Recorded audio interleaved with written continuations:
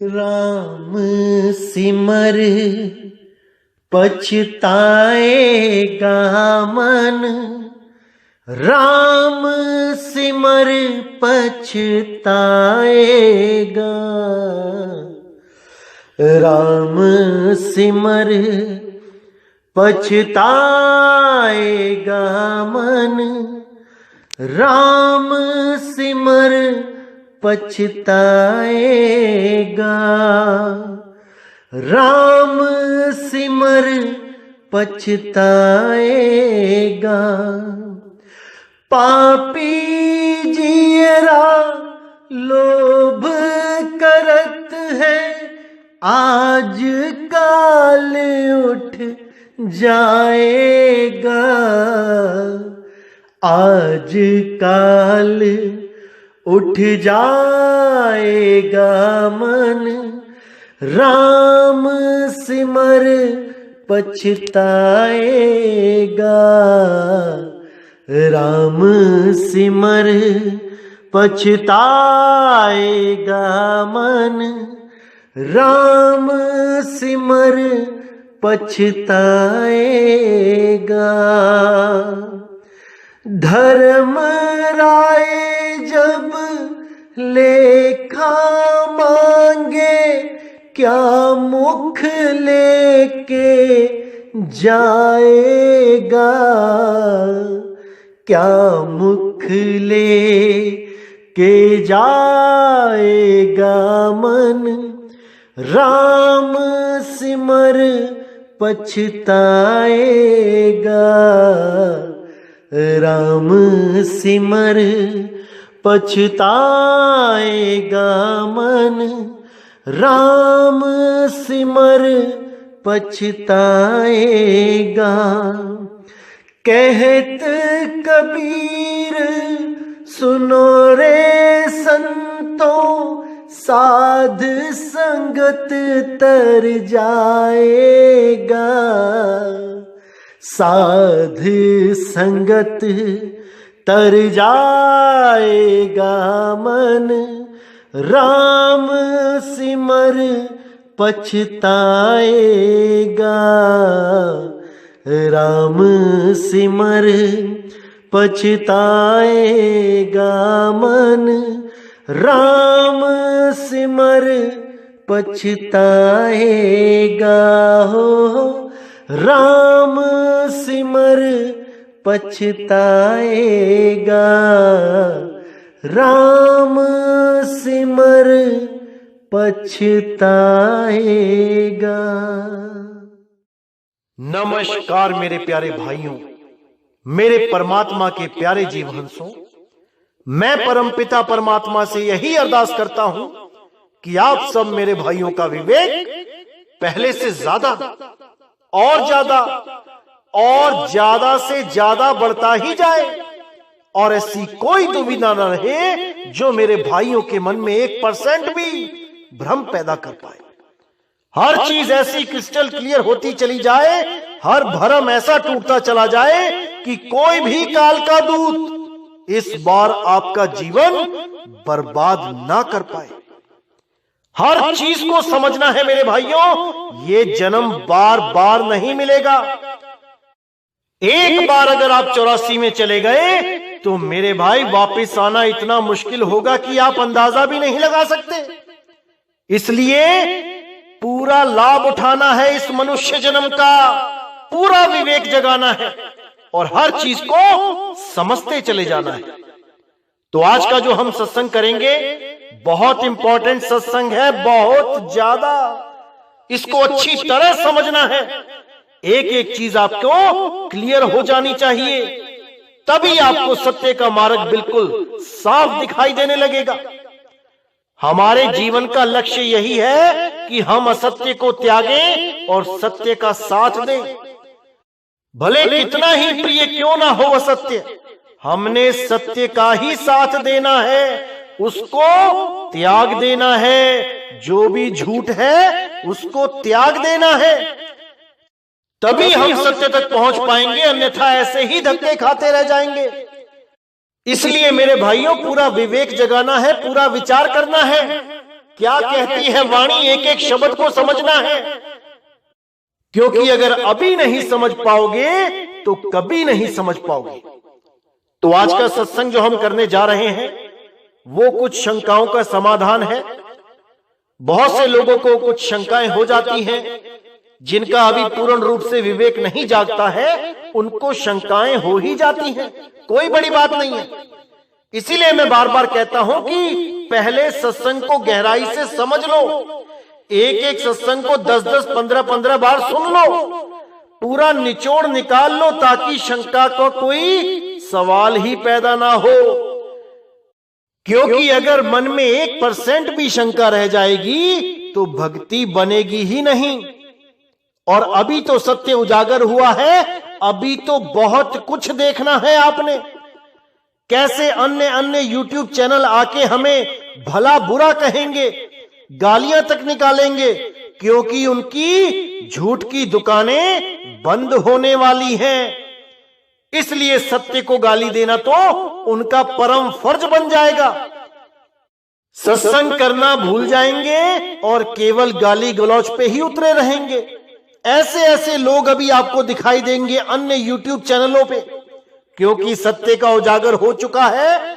उसका प्रमाण यही है कि उसका विरोध होगा, सत्य का विरोध होगा और जबरदस्त तरीके से होगा। इसका निर्णय पहले ही हो चुका है वाणियों में। कबीर साहब ने पहले ही निर्णय कर रखा है कि जो भी संत सत्य का प्रचार करेगा, ये सब काल के दूत उसके विपक्ष में खड़े हो जाएंगे।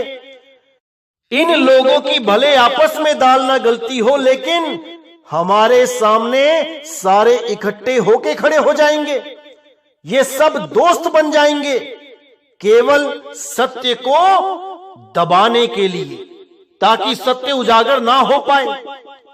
लेकिन ऐसा नहीं हो सकता मेरे भाइयों, क्योंकि समय आ चुका है जब पूरे विश्व में सत्य का डंका बजेगा और पूरा विश्व एक झंडे के नीचे आके खड़ा हो जाएगा। और वो झंडा किसका है? वो सतनाम का झंडा है, वो सत साहिब का झंडा है, जहां पर 52 अक्षरों को खत्म करके उस आदि अक्षर का जिक्र होगा, उस आदि अक्षर की महिमा होगी, उस आदि नाम का सिमरन होगा। इन 52 अक्षरों का खेल अब खत्म हो जाएगा। ये इंगला पिंगला सुषमना का जाल, ये 5 तत्वों का जाल, ये मन माया का जाल, 3 गुण 25 प्रकृतियों का जाल खत्म हो जाएगा और केवल एक सार शब्द की महिमा होगी, केवल परमपिता परमात्मा शब्द गुरु की महिमा होगी।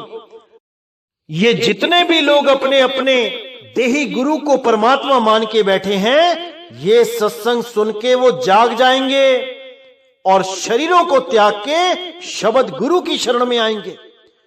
और तब सारा विश्व एक ही झंडे के नीचे होगा और वो झंडा शब्द गुरु का होगा, ना कि किसी देही गुरु का।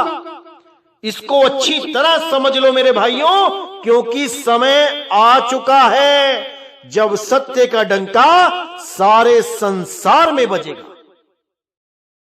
तो जैसे कि मैं पहले बोलता ही आया हूं कि 2020 में हमारे खिलाफ बहुत से लोग उठेंगे और आगे से आगे और भी ज्यादा लोग उठते ही चले जाएंगे।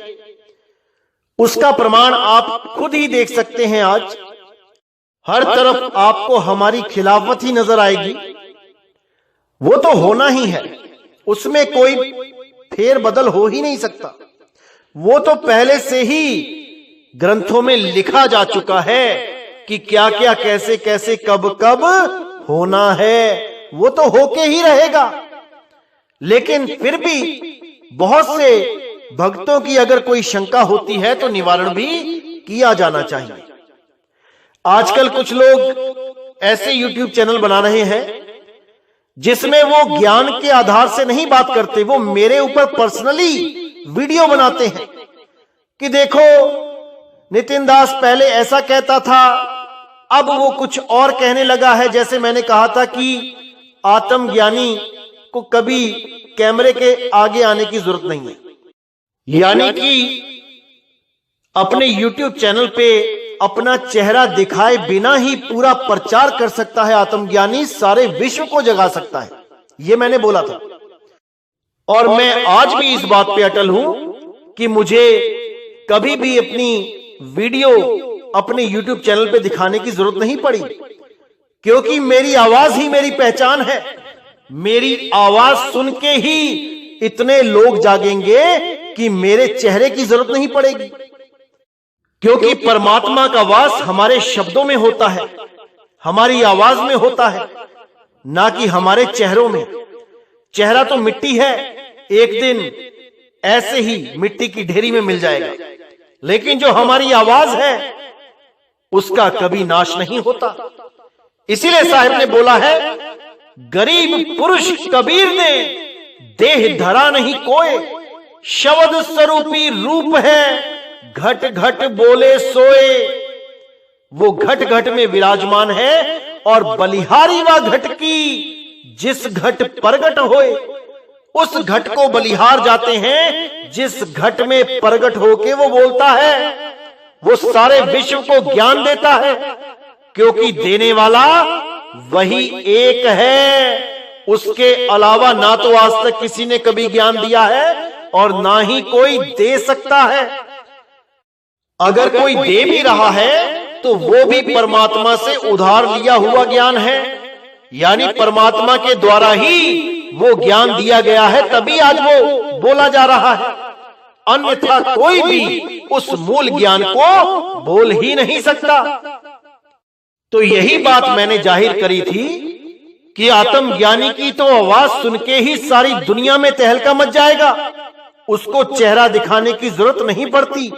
क्योंकि बहुत से YouTube चैनलों पे मैंने देखा, बहुत से आत्मज्ञानी जो खुद को ही सेल्फ सर्टिफाई करते हैं कि मैं खुद आत्मज्ञानी हूं, वो खुद अपने मुंह से अपनी तारीफ करते हैं कि मुझ पे आत्मा की कृपा हो गई है, जबकि उनसे कोई ये पूछने वाला नहीं है कि जब आत्मा की कृपा हो गई है और आप कहते हो कि सारे तत्व गिर जाएंगे, ये सारे मन गिर जाएंगे, ये सारे तन मर जाएंगे, खत्म हो जाएंगे, तो आपका तन क्यों खत्म नहीं हुआ? आपका मन क्यों खत्म नहीं हुआ? आप कैसे अपनी शक्लें दिखा के YouTube चैनल बना रहे हैं? कोई पूछने वाला नहीं है, इसलिए मुझे बोलना पड़ा था कि आत्मज्ञानी को शक्ल दिखाने की जरूरत ही नहीं पड़ती। वो तो केवल अपनी आवाज से ही सारी दुनिया को मार्गदर्शन दे देता है, सारी दुनिया को सही रास्ता बता देता है। उसकी तो एक आवाज ही काफी है। यही बात मैंने बोली थी और मैं आज भी इस पे अटल हूं। मेरे YouTube चैनल पे आप कभी भी मेरी वीडियो नहीं देख सकते।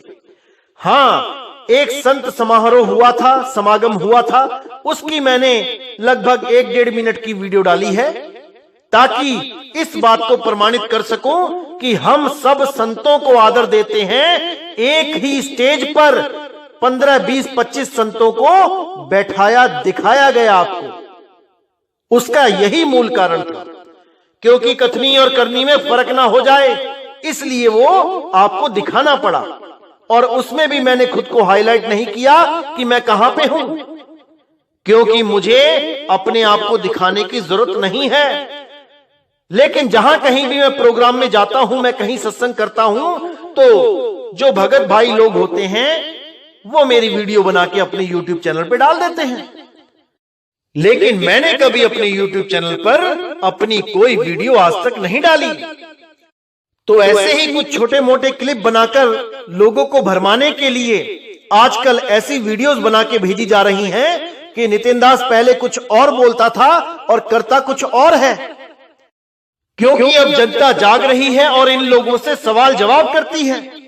अब इन लोगों के पास जनता को देने के लिए कोई जवाब तो बचा नहीं है, क्योंकि इन सब की पोल खुल चुकी है, इन सब का अज्ञान खुल चुका है। अब ये केवल टारगेट करते हैं कि नितिन दास के मुंह से कौन सा ऐसा शब्द निकले कि हम उसको पकड़ें और एक वीडियो बना के जनता के आगे रख दें। लेकिन मेरे भाइयों, एक बात हमेशा याद रखना कि आपको नितिन दास अपने पीछे लगाने नहीं आया है। आपको सत्य के पीछे लगाने आया है।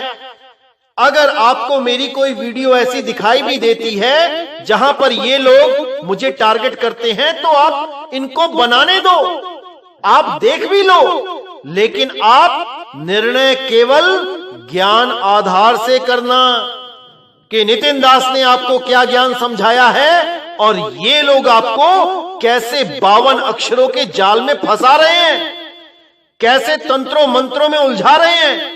आपने निर्णय इस आधार पे करना है कि क्या सत्य है क्या असत्य है, ना कि नितिन दास की वीडियो कोई बनाते हैं उसको देख के भ्रमित हो जाना है। मैंने 1000 बार समझाया है कि एक डाल दो पंछी बैठे, एक गुरु एक चेला, और गुरु की करनी गुरु भरेगा, चेले की करनी चेला। आपने केवल सत्य ज्ञान को ग्रहण करना है, ना कि नितिन दास के पीछे पीछे रहना है।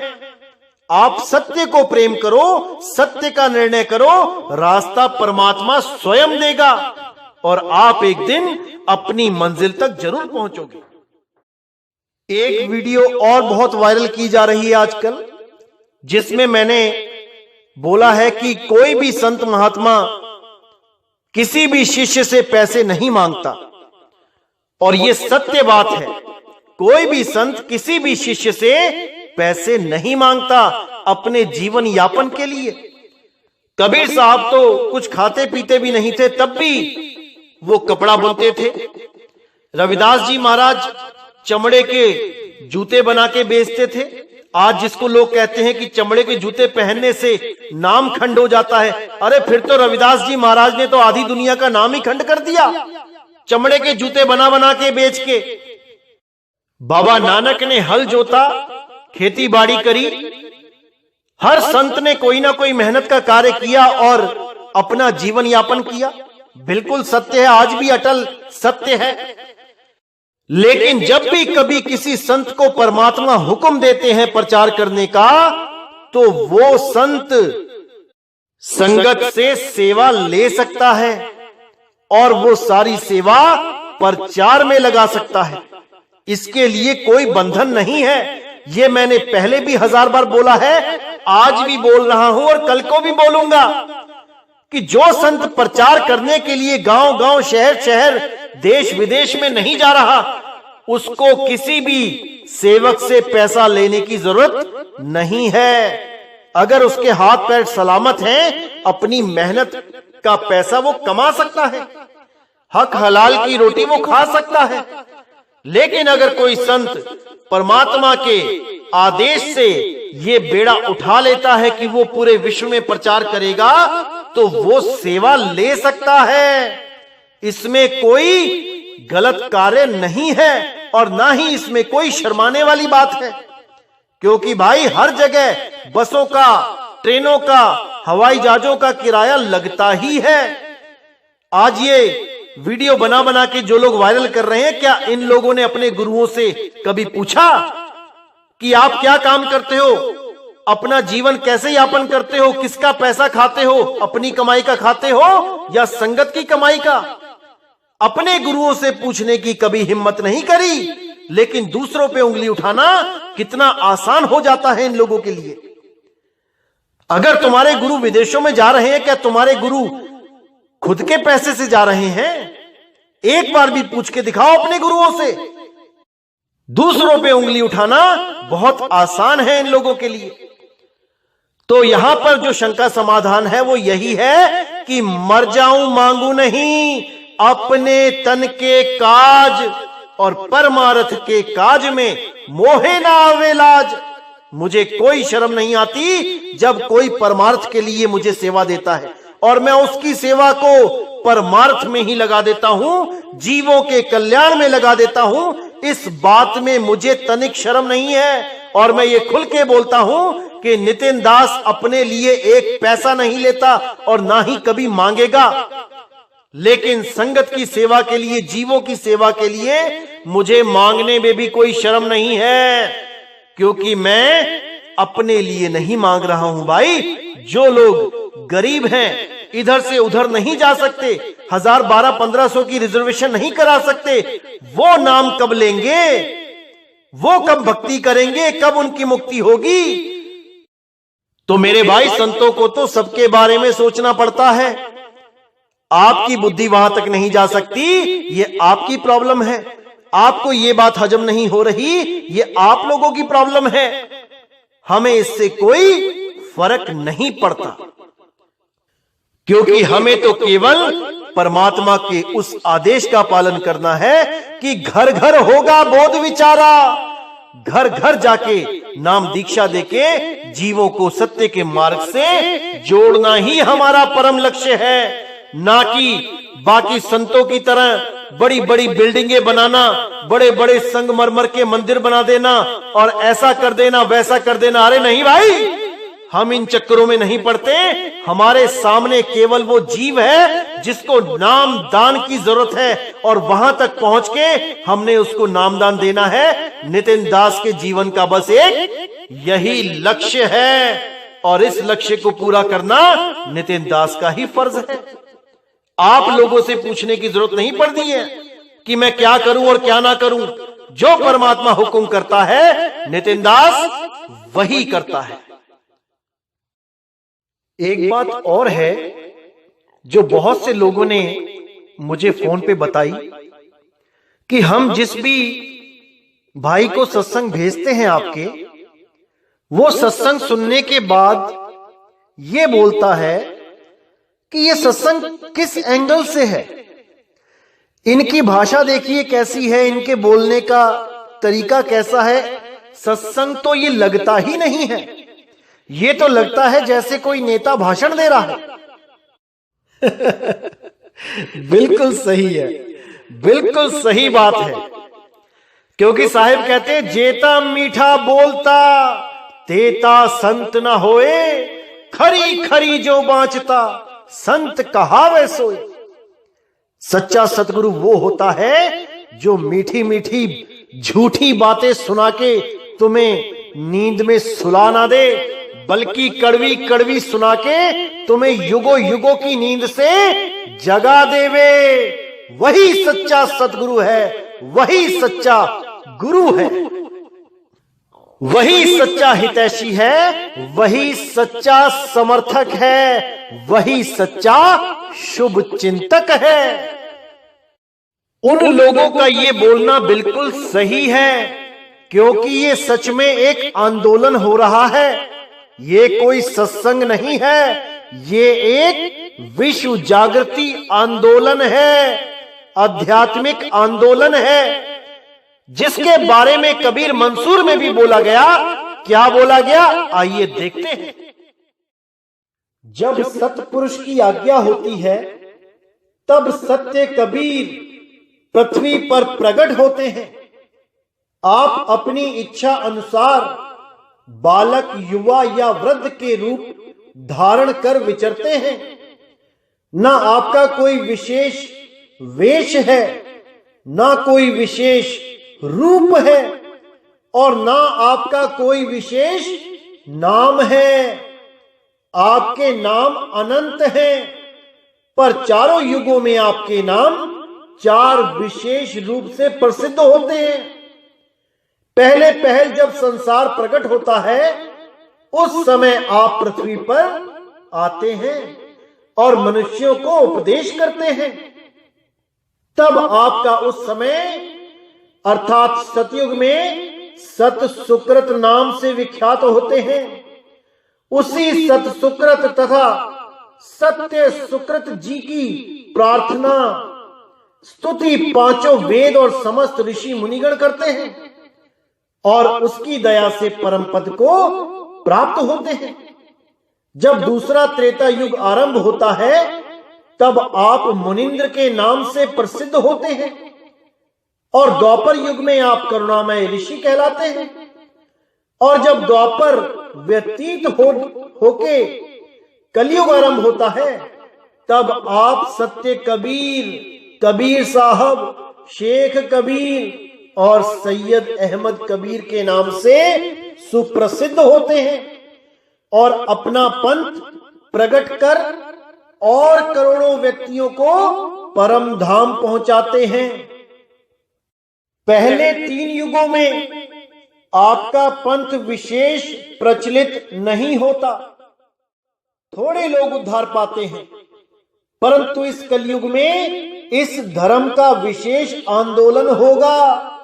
विशेषकर जब कलयुग 5 सहस्त्र और 500 वर्ष बीत जाएंगे, तब उस समय पृथ्वी के यावत मनुष्य इस पंथ को ग्रहण करेंगे। जब तक यह समय न आवेगा, तब तक यह पंथ धीरे धीरे चलेगा, कभी न्यून और कभी अधिक होता रहेगा। और जब यह समय आ पहुंचेगा, तब समस्त संसार को मुक्त करने की आज्ञा आवेगी और कबीर साहब की कृपा कटाक्ष से समस्त मनुष्यों का अंतःकरण शुद्ध हो जाएगा और सब पापों से अलग होकर और सुकृत करने की ओर उद्धत होंगे और प्रत्येक घरों में सत्य नाम की पुकार होगी। संत महंत ठौर ठौर फिर के लोगों को सत्य पुरुष की भक्ति का उपदेश देंगे और सब मनुष्यों के हृदय पवित्र होकर उस भक्ति को ग्रहण करेंगे। तब काल पुरुष को पहचान के उससे दूर भागेंगे। अच्छी तरह समझ लो मेरे भाइयों, क्या बताया गया है कबीर मंसूर में। इसमें साफ बताया गया है कि जब 5505 का कोड खुल जाएगा, तब हर घर में बोध विचार होगा, सत्य नाम का डंका बजेगा और ठौर ठौर जाके सबको सत्य नाम की दीक्षा दी जाएगी।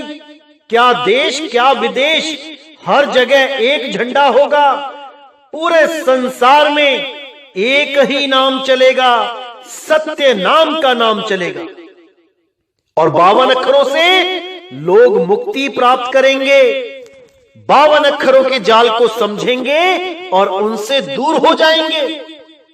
तब काल का जोर नहीं चलेगा और काल परमात्मा के हंस के आगे शीश झुका देगा और हंस उस काल के सिर के ऊपर पैर रख के अपने धाम को वापस चला जाएगा, क्योंकि वो काल को पहचान लेगा। यहां पे पहचानने की बात की गई है।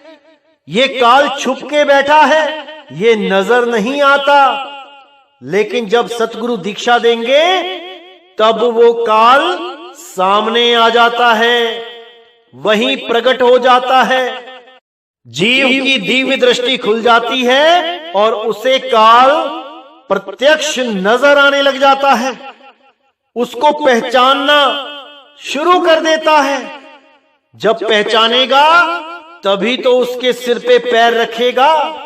अगर पहचाना ही नहीं, अगर केवल गीता में जो 11वें श्लोक में जो विश्व रूप दिखाया गया है, विराट रूप दिखाया गया है, उसी को काल मानता रहेगा तो कब सिर पे पैर धरेगा? कभी नहीं रख पाएगा। ऐसे ही अधूरे गुरुओं ने जीवों को भ्रमित कर करके इस काल की जेल को भर रखा है, ये खाली नहीं होने दे रहे। इसीलिए सतगुरु 5505 का कोड खोलने के लिए इस संसार में आते हैं और जीवों का कल्याण करते हैं और एक बहुत ही बड़ा आंदोलन चलाते हैं, जिस आंदोलन में जितने भी मालिक के परमपिता परमात्मा के सच्चे हंस होते हैं वो शामिल हो जाते हैं। वो असत्य को त्याग देते हैं। वो ये नहीं देखते कि कैसी भाषा बोली जा रही है सत्संग में, मीठी भाषा बोली जा रही है, मृदुल भाषा बोली जा रही है, या फिर जीवों को जगाने के लिए खरी खरी सुनाई जा रही है। इससे उन्हें कोई फर्क नहीं पड़ता। वो केवल सत्य का निबेड़ा करते हैं कि सत्य बताया जा रहा है या नहीं। और जब वो समझ जाते हैं कि यही सत्य है, फिर उन्हें यही भाषा गुड़ से भी मीठी लगने लग जाती है। रातों को नींद नहीं आती जब तक वो बार बार इस सत्संग को सुनना ले। ऐसी हालत हो जाती है जब जीव सत्य को पहचान जाता है, अपने मालिक की आवाज को पहचान जाता है, तब वो कभी भ्रमित नहीं हो सकता। भ्रमित करने वाले पूरा जोर लगाते हैं, लेकिन वो भ्रमित नहीं हो सकता, क्योंकि वो अपने मालिक को पहचान चुका है। वो जान चुका है कि मुझे कहां फंसाया गया है और मैं कैसे निकलूंगा। वो इस सत्य ज्ञान को, इस मूल ज्ञान को समझ के जगत से न्यारा हो जाता है। लेकिन जो लोग पूर्ण विवेकी नहीं होते हैं, वो बेचारे किसी ना किसी कालदूत के षड्यंत्र में फंस ही जाते हैं। क्योंकि कालदूतों का पहला लक्ष्य क्या होता है? किसी भी प्रकार इस जीव के मन में उसके गुरु के प्रति अविश्वास भर देवे। वो कुछ ना कुछ ऐसा उल्टा पुल्टा दिखाते रहते हैं कि कैसे भी विश्वास 1% भी कम हो जाए। और याद रखना मेरे भाइयों, जैसे ही 1% विश्वास कम होता है, फिर वो होता ही चला जाता है, क्योंकि विवेक की कमी हो जाती है। जो पूर्ण विवेकी है वो केवल ज्ञान को समझता है और सत्य सत्य का निर्णय कर ही लेता है। ये लकड़बग्गे तो आते ही रहेंगे, शेरों के बच्चों को खाते ही रहेंगे। आपने देखा होगा, लकड़बग्गे का सबसे बड़ा दुश्मन शेर का बच्चा होता है। जंगल में अगर एक शेर का बच्चा और एक हिरन का बच्चा साथ साथ बैठे हैं और लकड़बग्गा आ जाए, तो वो हिरन के बच्चे को नहीं मारता, सबसे पहले वो शेर के बच्चे को मारता है। क्योंकि उसको पता है अगर ये शेर का बच्चा बड़ा हो गया तो पता नहीं मेरा कितना भोजन ये साफ कर जाएगा और मेरी दाल नहीं गलेगी। इसलिए ये काल के दूत, ये लकड़बग्गे क्या करते हैं? ये जीवों को उसके गुरु से दूर करते हैं, जैसे लकड़बग्गा शेर के बच्चे को दूर कर देता है शेर से। शेर और शेरनी से दूर करने के बाद उसको आराम से शिकार बनाया जा सकता है। यानी सतगुरु की शरण में जो जीव होता है, पहले उसके कान भरे जाते हैं, गुरु के प्रति अविश्वास पैदा करवाया जाता है, और जो गुरु के प्रति अविश्वास पैदा कर लेता है वो उन लकड़बग्गों के हाथ में चला जाता है। अब उसे बचाने वाला कोई नहीं। ये तो केवल गुरु की दया है कि वो उस पर दोबारा दया करके उसको फिर अपनी शरण में ले ले, अन्यथा वो काल के मुंह में जाने से कभी नहीं बच सकता। तो मेरे भाइयों, हर चीज को समझना है। अलग अलग ग्रंथों में हर चीज बताई जा चुकी है। मेरा काम केवल ग्रंथों में से निकाल के सत्य को सामने रखना है। अगर आप इस सत्य को पहचान जाते हो तो मेरे भाई, इस जन्म में आपको मुक्त होने से कोई नहीं रोक सकता। और अगर इस सत्य को पहचानने में भूल कर देते हो तो मेरे भाई, 1,84 में जाने से भी कोई नहीं बचा सकता। इसीलिए बार बार कहता हूं कि सब काहू का लीजिए साचा शब्द निहार, और पक्षपात मत कीजिए कहे कबीर विचार। सत्संगों को सुनो, सत्संगों में बताए हुए शब्दों के भावों को पकड़ो, हर चीज क्लियर हो जाएगी। किसी के भरम में नहीं आना है, अपने ऊपर विश्वास रखना है, अपनी आत्मा की आवाज को पहचानना है। तुम्हारे अंदर से ही आवाज आएगी कि यही सत्य है, इसके अलावा कोई सत्य नहीं है। जिस दिन ये आवाज आ गई, समझ जाना मेरे भाई कि तुमने अपना गुरु चुन लिया है। अब तुम्हें तुम्हारे गुरु से दूर कोई नहीं कर सकता। वो शब्द गुरु सबके अंग संग है, वो शब्द गुरु सबके साथ है, बस उसे पहचानने वाली आंख नहीं है किसी के पास। इसीलिए बोला गया, वो शाह सा तो वक नहीं, बस देखण वाली आंख नहीं। और गुरु केवल वो देखने वाली आंख ही प्रदान करता है। इसीलिए बोला गया, शब्द बिना सुरत आंधरी, कहो कहां को जाए, और द्वार न पावे शब्द का, फिर भटका खाए। अब इस दोहे को भी कई लोगों ने इतना तोड़ मरोड़ के समझा दिया कि क्या बताऊं, हैरानी आती है। वो क्या कहते हैं कि शब्द बिना सुरत आंधरी, कहो कहां को जाए। यानी कि पहले शब्द प्रकट हो जाएगा, उसके बाद उसमें सुरत लग जाएगी। जबकि ऐसा नहीं होता मेरे भाई, पहले सुरत को साधना होता है, उसके बाद जब वो सद जाती है, कहां पे? शब्द द्वार पे। द्वार न पावे शब्द का, फिर भटका खाए। गुरु का काम होता है शब्द द्वार पे सुरत को स्थिर करवाना। जब सुरत स्थिर हो जाती है शब्द द्वार पे, तब शब्द स्वयं प्रकट हो जाता है। इस अज्ञान में कोई ना रहे कि पहले शब्द प्रकट होता है, सुरत फिर लगती है उसमें। पहले सुरत स्थिर की जाती है शब्द द्वार पे, तब जाके शब्द गुरु दया करता है और प्रकट होता है। इसीलिए बोला गया,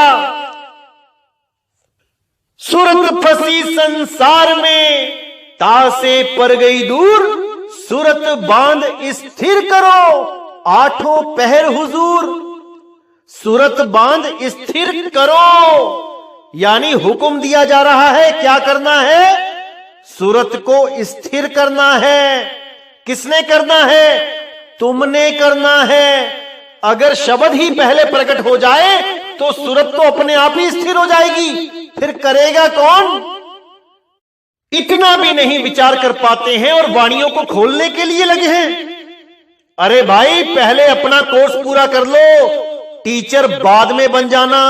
पहले सही से शिष्य बन जाओ, गुरु बाद में बन जाना। समझा रहा हूं प्रेम से, समझ जाओ मेरे भाइयों, समझ जाओ।